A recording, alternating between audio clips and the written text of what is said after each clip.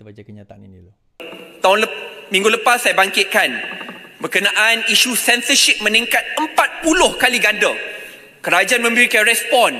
Ini bukan berkenaan isu sekatan, ini berkenaan berita palsu. Mungkin mereka sudah lupa bila mereka berada di kerusi pembangkang yang lawan akta berita palsu, mereka bila di kerusi pembangkang. Sebab itu nasihat saya, dulu bila jadi pembangkang, kamu seling gunakan slogan kebebasan bersuara. Tetapi bila sudah berkuasa, hipokrit, tutup mulut rakyat biasa. Ini perkara salah dan perlu kita bangkit dan lawan bersama. Perkara sebegini, jikalau kamu rasa tidak betul, lawan dengan hujah, fakta dan data. Kamu mungkin boleh mendiamkan satu kedua mulut orang. Kamu mungkin boleh cuba sebaik mungkin untuk membeli dan mengugut mereka yang lawan dengan kamu. Okey. Syed Saddiq mengatakan 40% berita telah disekat kerana berita tidak benar. Now, dalam perbincangan dalam Syed Saddiq itu, dia gagal, sebagai seorang penghujah, sepatutnya dia memberikan satu contoh. Apakah berita tidak benar yang disekat oleh kerajaan tapi sebenarnya benar? Arti kata, dia kenalah membawakan hujah bahawa ini contoh berita-berita. Dia sebut berita ni, dia cakap berita ni. Maka itu yang, tapi kamu sekat. Sedangkan berita ni betul, benar, mengkritik kerajaan. Tetapi kamu sekat. Itu kita setuju. Itu kita setuju. Tetapi apabila berita itu memfitnah, apabila berita itu berita-berita palsu, apabila berita itu berita-berita yang memecah belahkan atau menghasut, apabila berita itu berita yang menyebabkan perpecahan kaum, perpecahan agama, adakah Syed Saddiq bersetuju bahawa berita-berita sebegini wajar dilepaskan begitu saja? Dia lupa bahawa walaupun kalau kita belajar dalam civil society pun, kalau kita belajar tentang keberadaban sekalipun, adab dan keberadaban, ketamadunan itu dia ada had dia. Walaupun pada negara yang paling orang kata memperjuangkan free speech, dia ada had dia. Hadnya pada berita-berita tidak benar, berita-berita palsu, tak berlaku, dikatakan berlaku.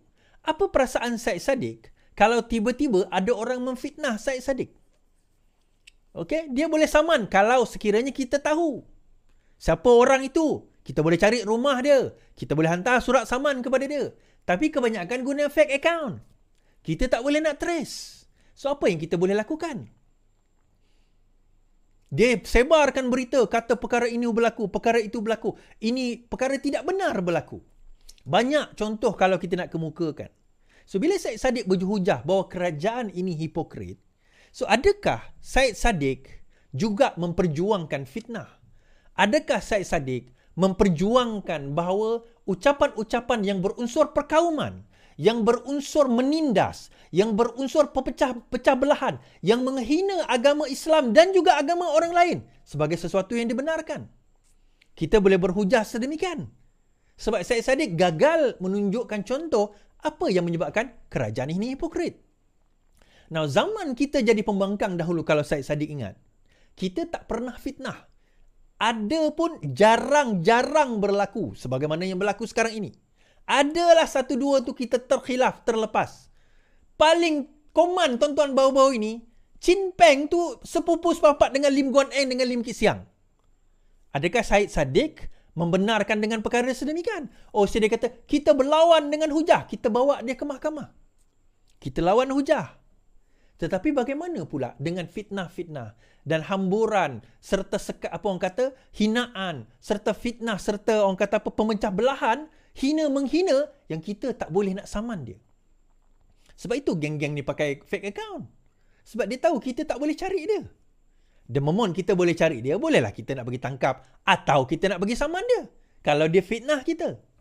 Tetapi sebab dia tahu dia berguna fake account. Saya tengok TikTok saya sendiri pun, hari-hari akan ada orang rajin buat fake account. Saya tahu dia fake account mudah je tuan-tuan. Follower dia 20, follower dia 10, follower dia 50. Saya tahu ni account baru buat.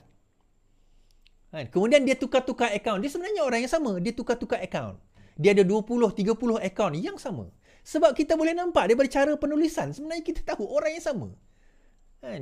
Pemain dia tak ramai. Tetapi sebab mereka guna fake account, maka mereka boleh fitnah. Dia sebenarnya macam ni. Syed Saddiq tak pernah kena lagi. Yang Syed Saddiq kena, betul kita kata kerajaan hipokrit. Tetapi sekurang-kurangnya, kerajaan tak sakau duit. Macam Syed Saddiq. Kena sebat. Alright. Habis kita kat situ. Pandai-pandai korang lah. Nak macam mana nak mengenakannya. Okey. Kita teruskan insyaAllah.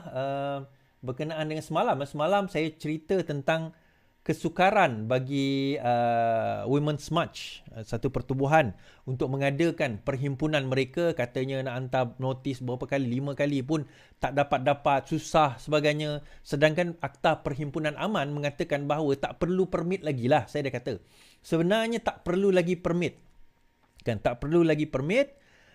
Dan apa orang kata, sebenarnya yang perlu adalah untuk kita nak just bagi notis, dan notis itu cukup, iaitu 5 hari sebelum tarikh perhimpunan.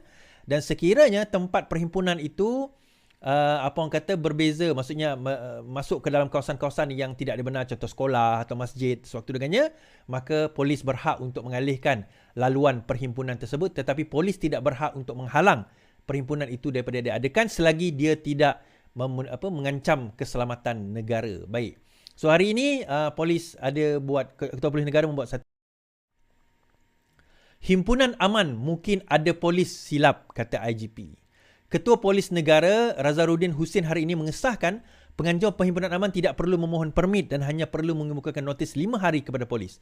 Bagaimanapun katanya isu mengenai pihak polis yang dikatakan mendesak penganjur memohon permit perhimpunan mungkin timbul kerana khilaf.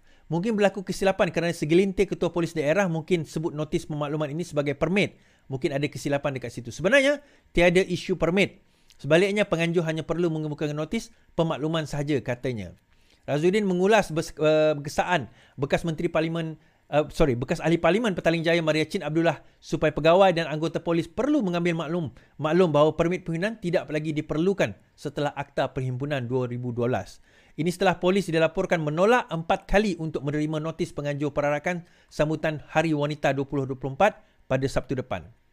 Notis itu hanya diterima hari ini setelah pihak menganjur mengumumkan penolakan tersebut.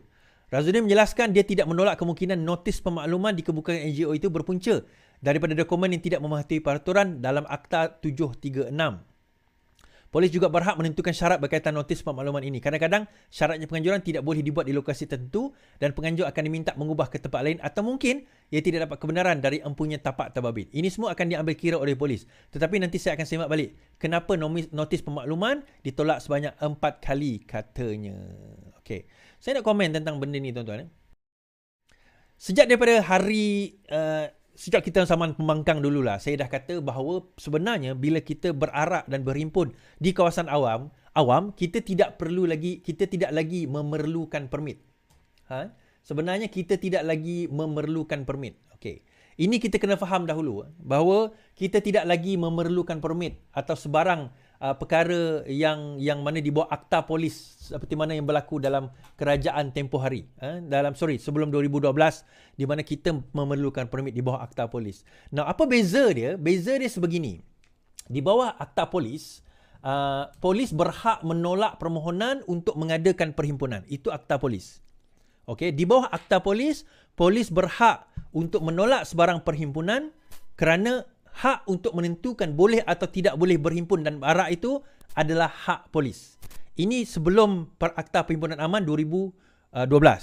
Okey, setelah Akta Perhimpunan Aman 2012, selain daripada sewaktu kempen pilihan raya. Okey, kempen pilihan raya lain, dia ada Akta Pilihan Raya, itu cerita lain. Dalam keadaan biasa, sesiapa pun boleh berarak, berhimpun, sesiapa pun boleh mengadakan perhimpunan aman dengan syarat dia melakukan beberapa syarat-syarat tertentu. Antaranya yang pertama, telah mengemukakan notis 5 hari sekurang-kurangnya kepada polis daerah yang berdekatan dengan tempat perarakan tersebut. Kedua, menyatakan laluan di mana mereka hendak berarak. Dan sekiranya laluan tersebut melalui jalan yang tidak dibenarkan dalam Akta Perhimpunan Aman. Contohnya melalui kawasan rumah ibadah, sekolah, hospital dan sewaktu dengannya, maka polis berhak mengalihkan laluan. Tetapi polis tidak berhak membatalkan perhimpunan. So, dia dua benda berbeza. Polis boleh kata tak boleh ikut laluan ni, cari laluan lain. Maka kita kena ikut laluan lain. Dan polis tidak ada hak membatalkan perhimpunan tersebut. Itu yang paling utama. So, akhirnya terjawab pada hari ini, Ketua Polis Negara kita betul, mungkin kita bersangka baik, mungkin ada polis yang tak faham lagi sejak tahun 2012. Lebih 10 tahun yang dulu, 12 tahun yang dahulu, satu akta telah diwujudkan. Akta polis tidak terpakai lagi untuk perhimpunan aman. Okey, sama juga dengan bersih hari itu kalau dia nak mengadakan perhimpunan. Dia orang kena minta permit. Kena minta permit. Dan permit itu sebenarnya tak cukup. Boleh je polis nak benarkan. Tak perlu nak tunggu notis cukup pun. Tapi itu bergantung kepada prosedur tersebut lah. Kepada prosedur tersebut. Okey, so siapa lepas ni nak mengadakan perhimpunan aman, maka mintalah dengan prosedur-prosedur yang terbabit. Kalau tak pasti juga, pergi ke balai polis berdekatan. Saya dah 2-3 kali menjadi penganjur kepada perhimpunan-perhimpunan. So, kita pergi ke balai polis berdekatan, dia ada borang dia. Kita isi borang tersebut, siapa penganjur, nombor telefon, apa semua, kat mana kita nak buat apa, tujuan perarakan, bla bla bla, laluan kita bagaimana, kita bincang dengan polis, maka esoknya, ataupun tarikh yang ditetapkan, kita mengadakan perhimpunan, polis akan datang untuk memastikan dia berjalan dengan lancar. Okey? That's that. Harap semua faham tentang perkara tersebut.